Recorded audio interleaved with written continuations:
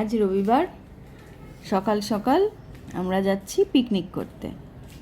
আর ওই যে দূরে ওই যে আমাদের আজকের বাহন, জিনিসপত্র সব নিয়ে আমরা রেডি, তো যাওয়া যায়। পৌঁছে গেছি আমাদের পিকনিক করার জায়গায়। সুন্দর একটা রাস্তা, চারদিকে গাছে ভর্তি, আর সব থেকে দারুণ লাগে যেটা নির্জন, লোকজনের ভিড়ভাড়টা একেবারেই নেই, শুধু নদীর হাওয়া, তার শব্দ, আর গাছে গাছে বিভিন্ন রকম পাখির ডাক। এক কথায় অসাধারণ একটা জায়গা। এরকম নদীর পাড়ে এই রকম টেন্টে বসে পিকনিক করতে বেশ অন্যরকম অনুভূতি হচ্ছে। চারদিকে শুধু খোলা মাঠ, বড় বড় গাছ আর সুন্দর প্রকৃতি। ঘুরে ঘুরে বেশ খিদে পেয়ে গেছে, এবার একটু টিফিন করে নেওয়া যাক। বাড়ি থেকে বানিয়ে নিয়ে এসেছিলাম খাবার, মুড়ি আর তার সঙ্গে আমাদের সবার পছন্দের ঘুগনি। তো এইটা দিয়ে আপাতত আমাদের টিফিনটা হবে।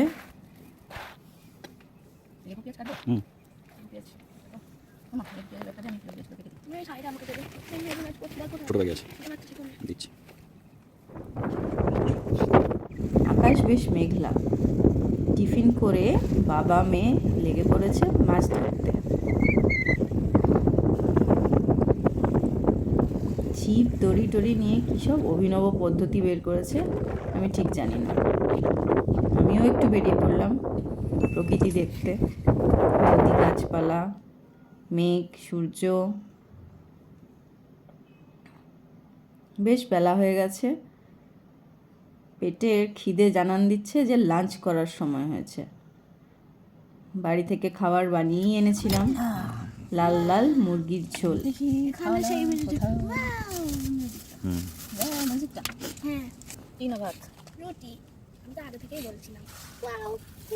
রুটি মাংস আমার মেয়ের খুব পছন্দের খাবার, সেও খুব খুশি।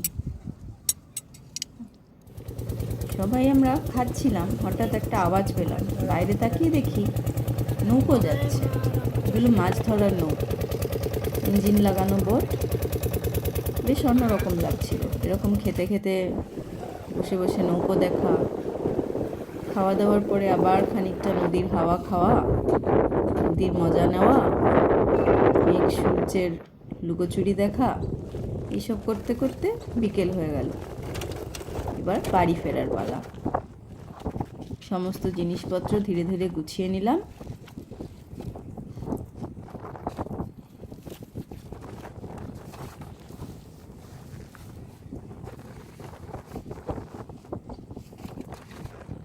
মেয়ে ওদিকে প্রকৃতি দেখতে ব্যস্ত।